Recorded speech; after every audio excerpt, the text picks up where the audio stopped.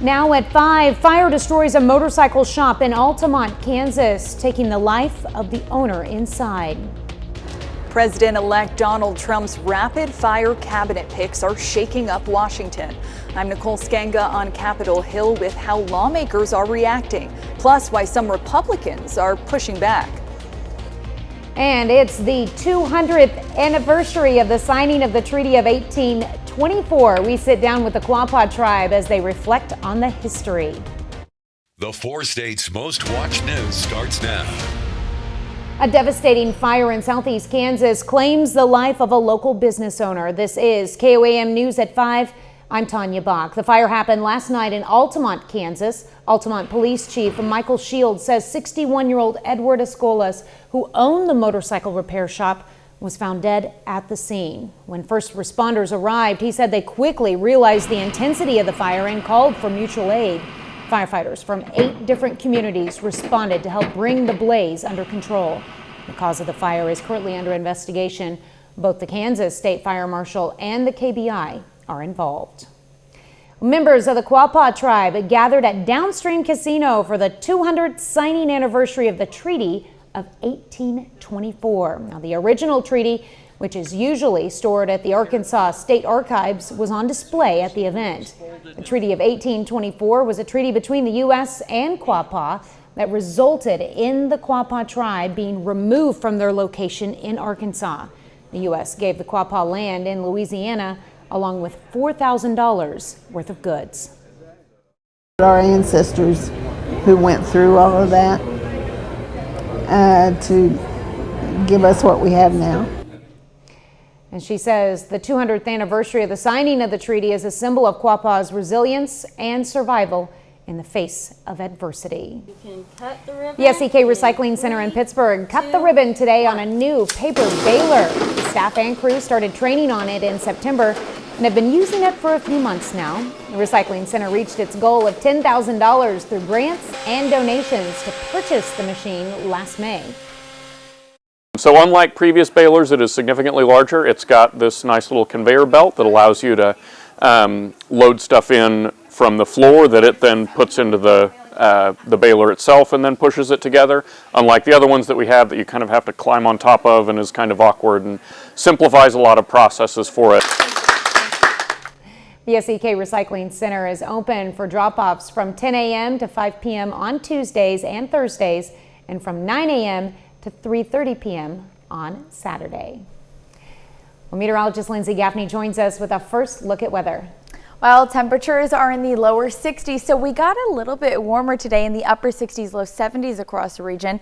We're starting that cool down now tonight, but sunny skies nonetheless, so it's going to be a great day. Winds do start to pick up tomorrow, though. Right now, gusting 15 to 20 miles per hour. Though through tomorrow and tomorrow evening, gusting up to 25 to even 30 miles per hour. And by Monday, gusting up to 40 miles per hour. So it's going to be a bit of a windy weekend. Now, we stay dry, no clouds, nothing really going on until early morning tomorrow. We're going to start to see those clouds pushing into the area, mostly cloudy skies by Saturday evening. And then we start to see the rain chances kicking back up along with a cool down next week. And I'll have those details coming up. All right, thanks, Lindsay.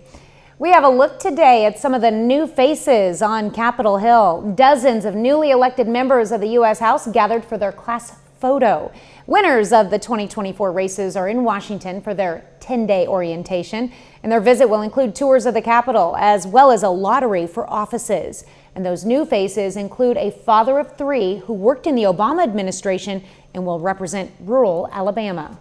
We have to find ways to work together. We have a healthcare crisis, unlike many places in our district. We have hospitals closing. We've had 4 closed just in the last year in my district. And the people that need those hospitals, they don't care if you're Democrat or Republican. They just want to get it done. The freshman class includes the first transgender member of the U.S. House from Delaware. The new Congress takes office on January 3rd. Republicans, who will soon be in control over both the House and the Senate, are at odds over whether to push forward with confirmation for some of President-elect Trump's choices to join his administration. Nicole Skanga has more details from Capitol Hill.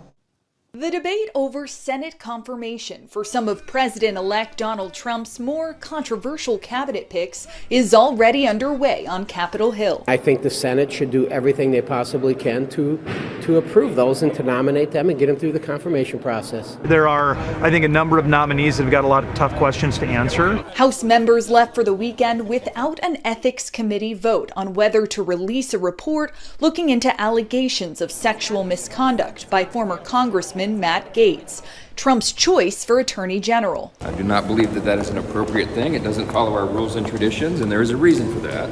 It would open a Pandora's box. But some lawmakers on both sides of the aisle say the report should be made public. I think it's important for them to have all critical information that they need to make an intelligent decision. When you have these sort of complaints and investigations, it's always better to find out before than after. Another cabinet pick that could face a confirmation battle here on Capitol Hill, Trump's choice to lead the Department of Health and Human Services, Robert F. Kennedy Jr. I just looked at the news reports. People like you, Bobby.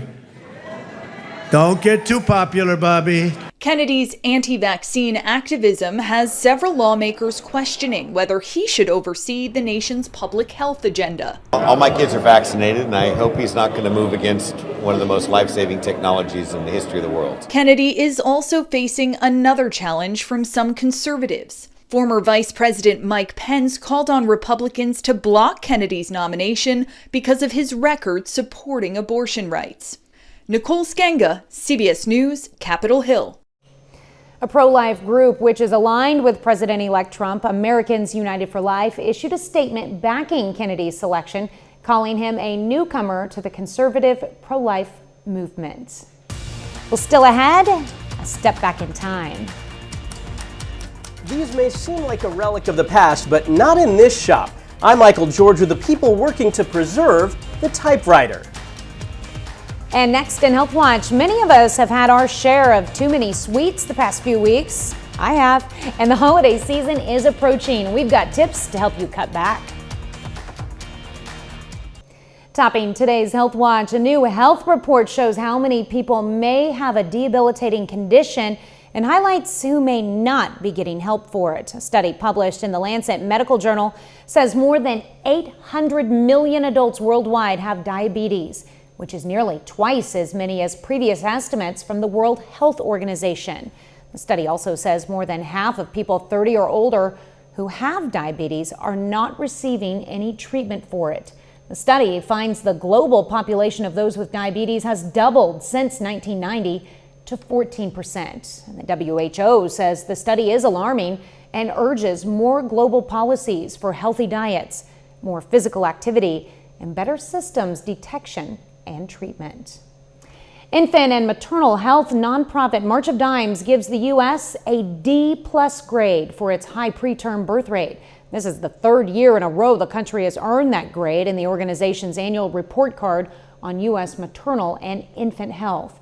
According to the March of Dimes, the rate of preterm birth, in which babies are born before 37 weeks gestation, was 10% last year, and that remained unchanged from 2022. With the holiday season approaching, many of us will have our fair share of sugar. The American Heart Association says on average, we eat more than 2 to 3 times the recommended amount of sugar each day. Kirsten Mitchell has tips for cutting back.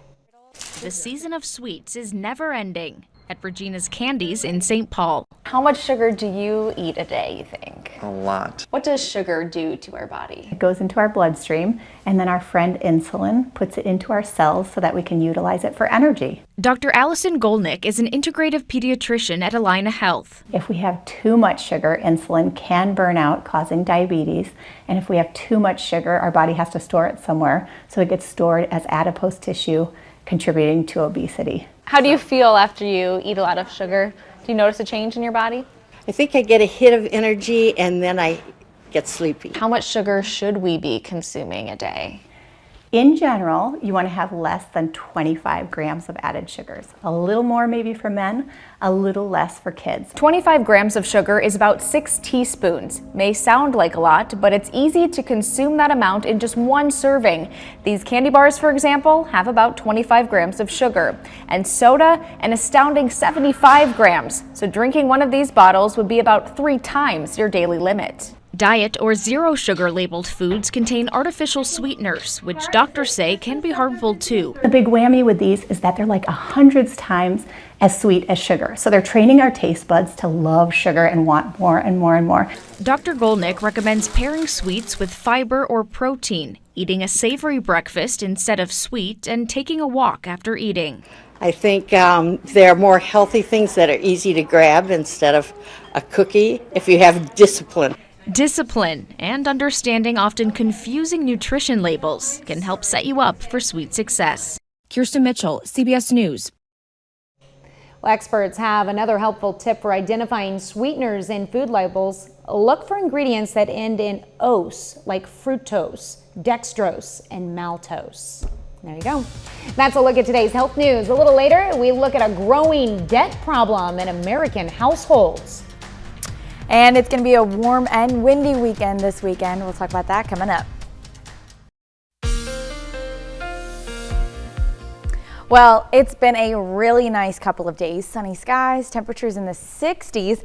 Taking a look outside, Indigo Sky Casino and Resort. Not a cloud in sight out there today. We've got a really gorgeous sunset going on. Now, winds will start to pick up tonight and into tomorrow, as well as clouds start to increase. Now, throughout the rest of the overnight hours, we're looking pretty good. Clear skies. We can see some clouds starting to move across Kansas, and they'll be moving into our area shortly after morning on Saturday. And then we're going to deal with maybe some overcast skies by the end of the day. So about 9 a.m. you can start to see those clouds pushing in.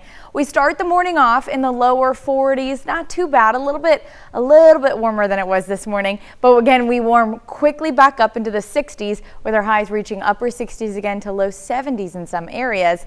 But those will just continue to warm up even through Sunday as well. Low 70s across the area.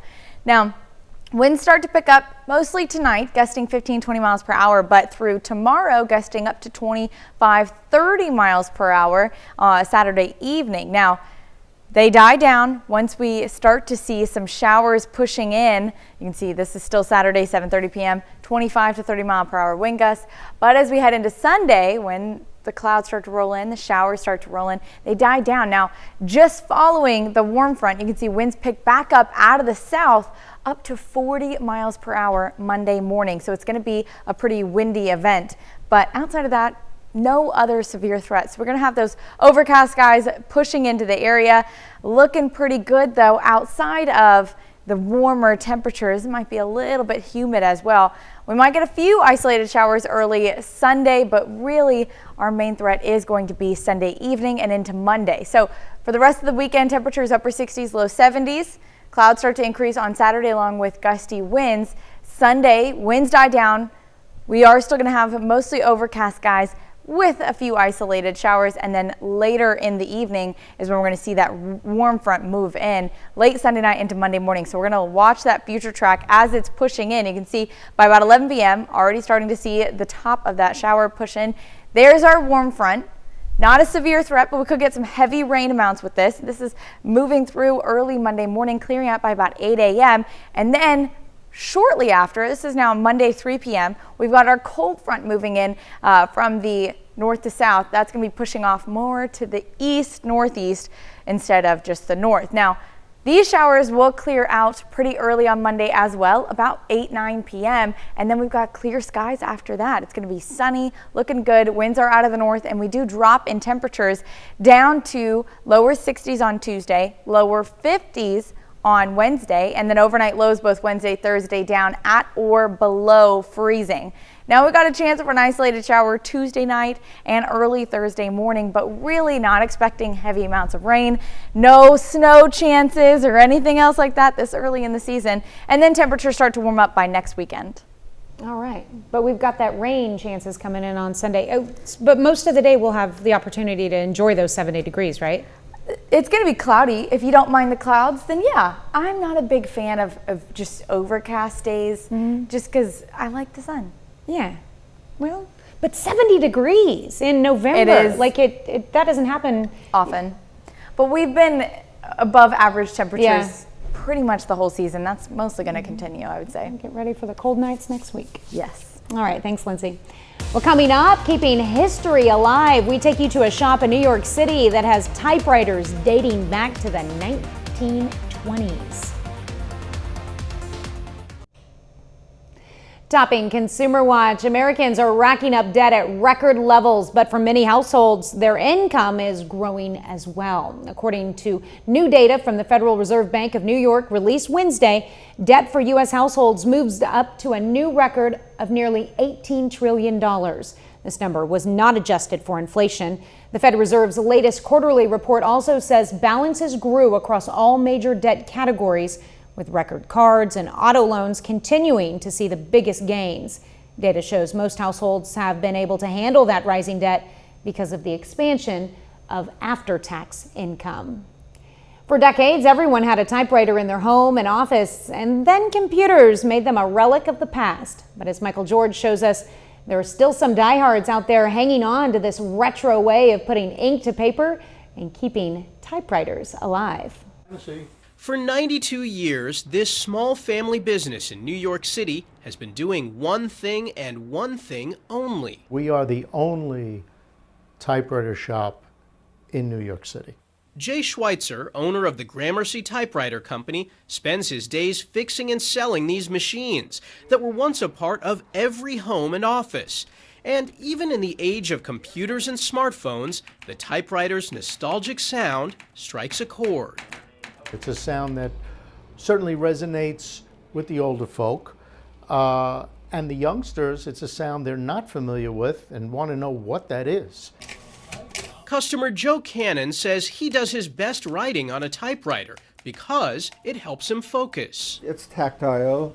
I like the sound of it, but the real thing of it is you cannot multitask and type. Literally, to type, you have to think. At this shop, you'll find machines dating back to the 20s. Schweitzer says his customers range from those who grew up putting paper in a carriage to curious kids, though they face a learning curve. They're just not used to being in control of every single move, from loading in the paper to setting your left and right margins to hitting the keys with a certain tension in your hands. But once they get started, they're hooked. Who doesn't love a typed letter in the mail? Someone took the time out to type this letter to you. It's something most people keep forever. Here, there's always a place for anyone who loves the sight, the touch, and the sound of the written word. Michael George, CBS News, New York. Typewriters were first invented in the 1860s, and decades later they played a pivotal role in helping women gain access to the workforce. Well, a final check of the forecast is next.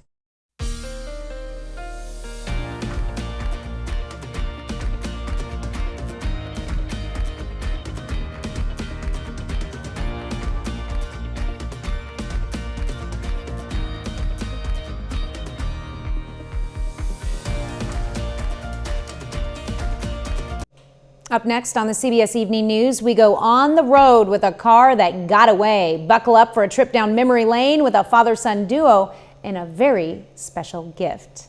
And then on KOAM News at 6, Crawford County Commissioners discuss plans for a new water treatment plant in Girard. Plus, a former Missouri police officer is accused of stealing intimate photos and videos of women during traffic stops. And we take you live to tonight's Game of the Week in Carthage as they face Webb City on the gridiron. Stay with us for the CBS Evening News and then KOAM News at 6. Well, shine up your bundt pan and heat up your oven because today is National Bundt Cake Day. This delicious observance is held every year on November 15th. According to nationaldaycalendar.com, the mold of the bundt pan was inspired by a traditional European fruitcake called Gugelhof. Cookware company Nordic Ware popularized the bundt mold design in the 1950s and 60s. I love bundt cake. I think I've only had it once. I make my angel food cake in a bundt cake Now, pan. I do love angel food cake. You know what else I love? The warmer temperatures there this you weekend. go. We're in the upper 60s, low 70s both Saturday and Sunday. Clouds start to increase Saturday and rain chances start Sunday night and into Monday. All right. So, well, thanks for joining us. The CBS Evening News is next. And of course, we'll be right back here for KOAM News at 6. And we'll see you then. Have a great evening and an even better tomorrow.